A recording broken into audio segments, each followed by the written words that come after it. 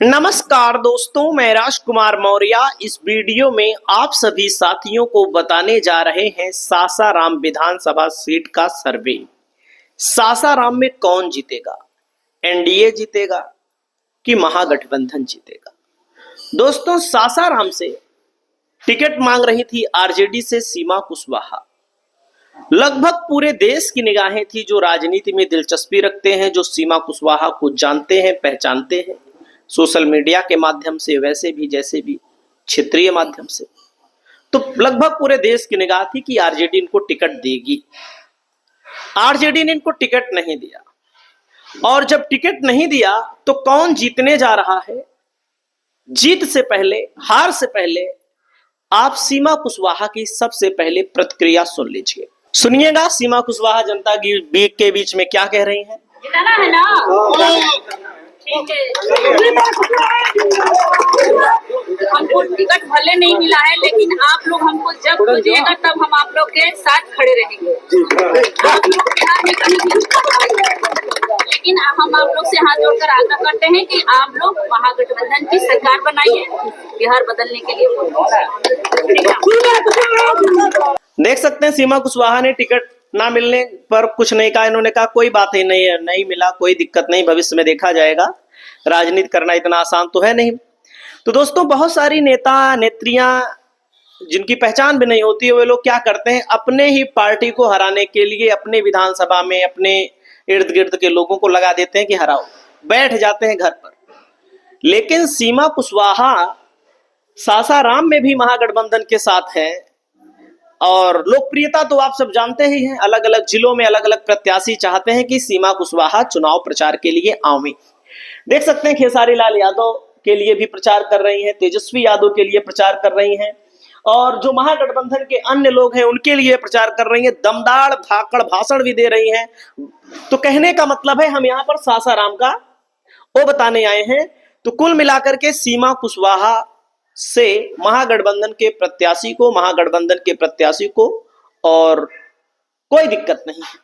जब कोई दिक्कत नहीं है तो जाहिर सी बात है सीमा कुशवाहा महागठबंधन के साथ हैं। देख सकते हैं, देखिए, टिकट भले ना मिला हो, लेकिन इतने बड़े नेता के साथ मंच साझा करना, सरकार बनेगी तो ऑटोमेटिक आप सब जानते हैं बहुत सारे सिस्टम होते हैं। देखो, लालगंज विधानसभा दोस्तों, वैशाली में मुन्ना शुक्ला की बेटी शिवानी शुक्ला जी लड़ रही हैं। इनके लिए रोड शो करना, प्रचार करना, वोट मांगना गली गली में लग चुकी हैं चुनाव को जिताने के लिए। सरकार बन जाएगी तो सब मामला सेट हो जाएगा, भले टिकट ना मिला हो। टिकट बहुत छोटी चीज हो जाएगी फिर, क्योंकि अगर अपने नेता के निगाह में अगर कोई व्यक्ति अच्छा होता है, पार्टी के लिए काम करता है, तो बहुत सारे पद होते हैं, सब सम्मान किया जाता है। देख सकते हैं, रील तो बनाती है, इसमें कोई दो राय नहीं है, कोई खराब रील बनाती नहीं है।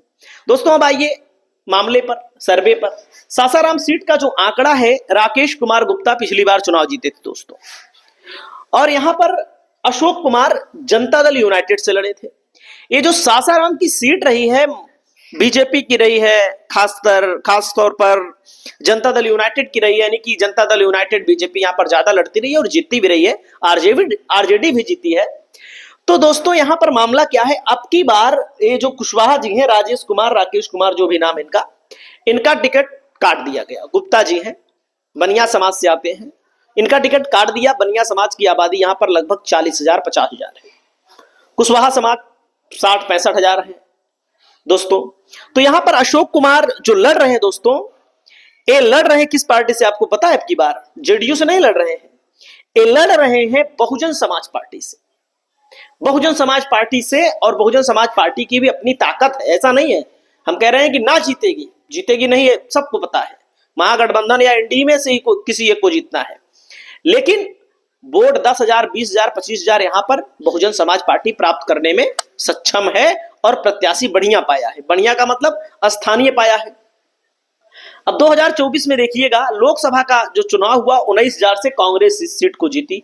तो आप समझ सकते हैं यहाँ के जनता का मिजाज आप लोग जान सकते हैं।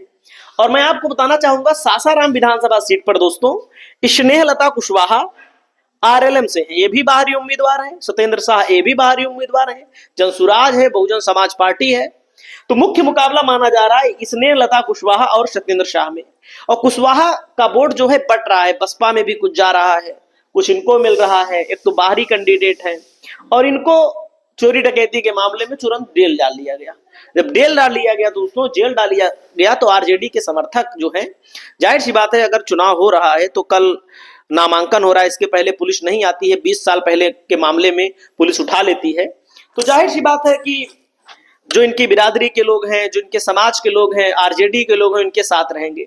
अब आप याद रखिएगा, लोकसभा का जब चुनाव हुआ था तो इसी सासाराम में लगभग 7,000 वोटों से बीजेपी ने बढ़त बनाई थी। देखो, लोकसभा का चुनाव अलग है, विधानसभा का चुनाव अलग है। लोकसभा में मोदी को लोग ज्यादा पसंद करते हैं, विधानसभा में स्थानीय अपने मुख्यमंत्री के लिए चुनाव होता है, नीतीश कुमार से जनता ऊब गई है, उसको पसंद करते हैं। और हर वर्ग का नौजवान जिसके लिए नौकरी महत्वपूर्ण है, वो सासाराम में महागठबंधन के लिए वोट दे रहा है, देता हुआ दिख रहा है। बाकी बीजेपी का जो कोर वोटर है, देख सकते हैं नामांकन भरते ही सासाराम आरजेडी प्रत्याशी वो हो गया, गिरफ्तार हो गया। यहां पर आंकड़ा देख लीजिए दोस्तों, अनुसूचित जाति की आबादी यहां पर जो है दोस्तों 17.55% है, जो कि सबसे ज्यादा है। इसका अधिकतर वोटर महागठबंधन के खाते में जा रहा है। कुशवाहा का दबदबा रहा है, यहां पर लगातार कुशवाहा चुनाव जीतता रहा है, मैं आपको बताना चाहूंगा। लेकिन कुशवाहा को गुप्ता नहीं हराया है, तो यानी कि वैश्य समाज का प्रत्याशी हराया है, तो वैश्य समाज के प्रत्याशी को मौका आरजेडी ने अब की बार दिया है। और यहां पर वहीं पर मुस्लिम आबादी एक तरफा वोट देगी, भले यहां पर अन्य पार्टियां मुसलमानों को खड़ा की हो, वो महागठबंधन के साथ है। पासवान समाज भी महागठबंधन के साथ आता हुआ दिखाई दे रहा है, 2% यादव वोटर है। तो दोस्तों यहां पर एक कड़े मुकाबले की आशंका है, क्योंकि उपेंद्र कुशवाहा की पत्नी लड़ रही है, वो भी बड़े लीडर हैं, राज्यसभा के सांसद हैं, उनकी अपनी पार्टी रही है। तो कहने का मतलब यहां पर और आपको एक चीज और दिखाना चाहूंगा, राजेश कुमार गुप्ता जीते थे, अशोक कुमार बीएसपी से लड़ रहे हैं, एलजेपी भी यहां लड़ी थी। और यहां पर मैं आपको दिखाना चाहूंगा कितनी बार कौन जीता है, देखिएगा, भाजपा 5, राजद 3, कांग्रेस 2, जनता पार्टी 2, प्रसपा 2, लोक दल किसान मजदूर। ये देखो आपके सामने आंकड़ा है, कौन कितनी बार यहां पर चुनाव जीता है, देख सकते हैं। इसका मतलब है राजद भी जीती है, भाजपा भी जीती है, कांग्रेस भी जीती है, जनता पार्टी भी जीती है, और जनता दल यूनाइटेड की भी सीट मानी जाती है। और वैसे भी मैं आपको बता दूं, बिहार में जहां पर कुशवाहा लड़ रहा है, उसके सामने ज्यादातर वैश्य समाज का ही प्रत्याशी खड़ा किया गया है। और जहां पर कुशवाहा की अच्छी खासी आबादी है, महागठबंधन ने वहां पर भी टिकट दिया है, ठीक ठाक टिकट दिया है। तो सासाराम में टिकट ना मिलना सीमा कुशवाहा के लिए वो अलग बात है। लेकिन इस सीट पर मैं आप सभी साथियों को बताना चाहूंगा कि खेसारी भी प्रचार करने आएंगे, दूसरे चरण में यहां पर चुनाव है, महागठबंधन यहां पर चुनाव जीतता हुआ दिखाई दे रहा है अभी तक। थोड़ा सा एक आंकड़ा देख लीजिए, देख सकते हैं पिछली बार आरजेडी को 83,000 वोट मिला था, बहुत बड़ा गैप है, आप लोग देखिए गैप है। और जेडीयू को मिला था, और एलजेपी का पूरा वोट थोड़ी मिल जाएगा। और बीजेपी के कई लोग लड़ रहे हैं जो लगे थे कि हमको टिकट मिलेगा, उपेंद्र कुशवाहा की पार्टी को चला गया। जनता दल यूनाइटेड के लोग अलग से लड़ रहे हैं, लोग का मतलब जो बसपा से लड़ रहे हैं वो जनता दल यूनाइटेड से ही तो लड़ रहे हैं। और देख सकते हैं यहाँ पर दोस्तों, और ये बहुत ही मजबूत सीट है कुशवाहा बिरादरी के लिए। लेकिन यहाँ पर महागठबंधन भी कमजोर नहीं है, जो भी मुकाबला होगा नजदीकी मुकाबले में कोई हार जीत होगी। बाकी महागठबंधन के लिए स्थिति यहाँ भी ठीक ठाक लग रही है। आप अपनी राय बताएं। नमस्कार।